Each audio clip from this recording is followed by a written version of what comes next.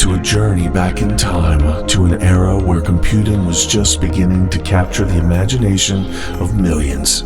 Today we're exploring why the Commodore 64, a beloved relic of the 1980s, still holds a special place in the hearts of many, even after 40 years.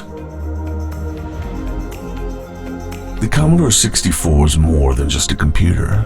It was a revolution.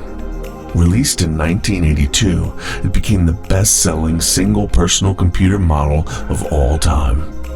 Its affordability and versatility opened the doors to computing for countless households, but what makes it so enduringly popular today?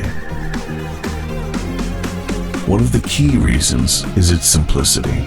The C64's basic programming language is an excellent starting point for beginners. It strips away the complexities of modern programming, allowing you to focus on core concepts and logic. This makes it an ideal platform for learning the fundamentals of making software. And then there's the gaming experience. The C64 boasts a library of iconic games that defined a generation. These games offer a unique charm and challenge that modern games often lack. Plus, the thriving community continues to create new homebrew games, keeping the spirit alive. The C64 isn't just about programming and gaming. It's a canvas for creativity. Its sound chip, the SID, is legendary amongst musicians. Even though they aren't made anymore, there is still demand for SID chips, so there is an aftermarket of options. There's the ARM SID, which is a plug-and-play replacement. There's also the SID Kick Pico, which is a more affordable option that gets its brains from a tiny Raspberry Pi Pico microprocessor board that piggybacks right on top. The original SID was groundbreaking at the time. It had multiple voices and could mimic multiple instruments at the same time, making it a favorite of music makers. A newer musical genre called chiptune has younger composers writing music for the SID and other retro 8-bit sound chips to this day.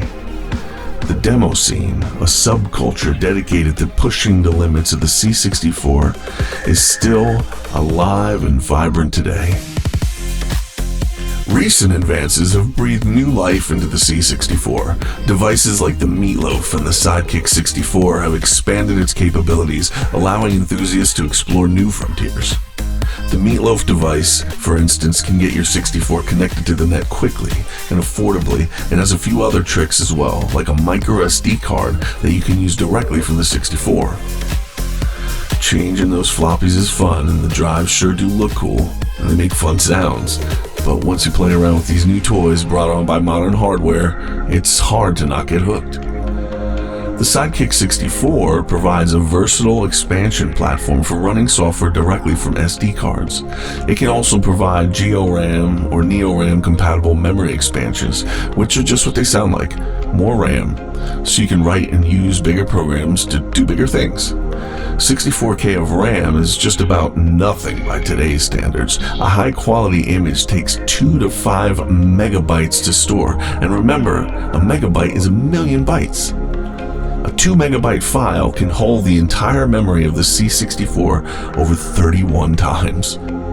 But there are fewer original expansions around these days, but there are some affordable homebrew options, and you can even build your own. The Sidekick 64 can even do on-the-fly kernel replacement, but you'll have to solder a wire to the CPU on your C64 to do it. This allows you to override portions of the computer that are hard-coded onto ROM chips. All these innovations make the C64 more accessible and versatile than ever. And that is just scratching the surface. There are so many other wonderful toys and utilities to explore on the 64, and it seems there are always more coming. The Commodore 64 is also a favorite among electronics enthusiasts, or those looking to pick up those skills. Its well-documented architecture makes it a perfect platform for experimentation and modification. Whether you're building custom hardware, developing software, or simply trying to come to grips with how exactly computing works on a deep level, the C64 offers endless possibilities for creativity and learning.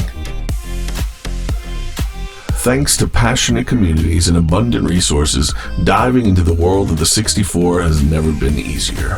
Forums, tutorials, and online groups are ready to welcome newcomers and veterans alike. Whether you're looking for technical support, creative inspiration, or just a place to share your passion, there's a community out there for you.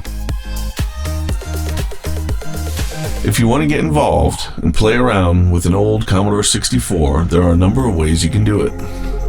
If you have no 64 left over from childhood, you can nab someone else's. Obviously on eBay or Facebook Marketplace or some such. You see a good amount of them up for grabs and a wide range in price though.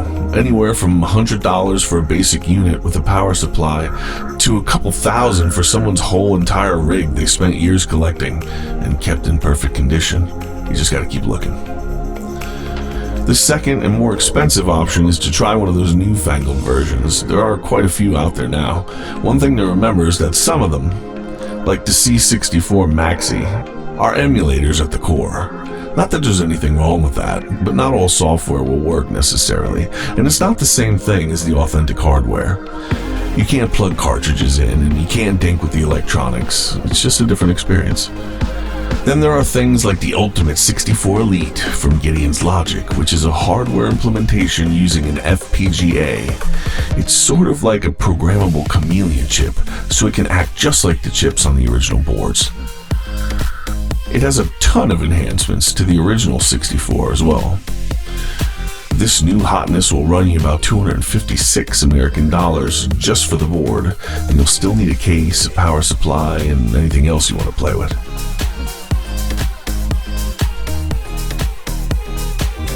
Before we close this up, I'd like to present one more option and a small challenge. There are a number of C64 emulators out there, but my favorite by far is Vice. The Vice emulator comes with not only a C64 emulator, but PET, VIC-20, 128, +4, and other variants as well. It's not hard to get running at all, and you can run it on just about any machine there is out there, sans mobile.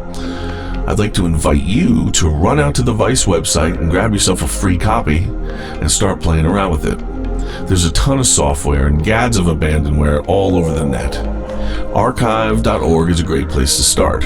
You can download and play to your heart's content just like a kid in the 80s without needing your parents to take you to Egghead to spend a small fortune. Guess I'm probably showing my age here, so take the challenge. Have a little retro experience for yourself, especially if you were into other computers from a previous time. It's a lot of fun seeing what the other kids were up to. Being a Commodore user in the US, it was interesting to find out later that the ZX Spectrum was essentially the UK's Commodore 64. Playing around with the ZX emulator and some of its software was really an interesting rabbit hole to go down. I plan on doing a video covering Vice for our little ittybitty.computer channel here, so if you see a link above, that means that in the future, I made it already, and you should probably go watch it. I'll leave a link below to a notes and resources section on our website, where I'll post a beginner pack of download links so you have everything you need to get started on your own Commodore 64 retro computing journey. Personally, I've found that the study of these old machines is a really interesting one, parallel to studying current microcontrollers and microprocessors. Doing more with less seems to be the paradigm that connects the two, and though they're 40 years apart, I think each has produced ideas that are worth knowing about. I really enjoy this sense of nostalgia, having experienced the original 64 in my early teens. I love filling in the gaps of knowledge I had either missed or couldn't wrap my head around at the time. It's also fun to play around with the basics, pun intended, without all the complexity everything has today. It's like visceral computing.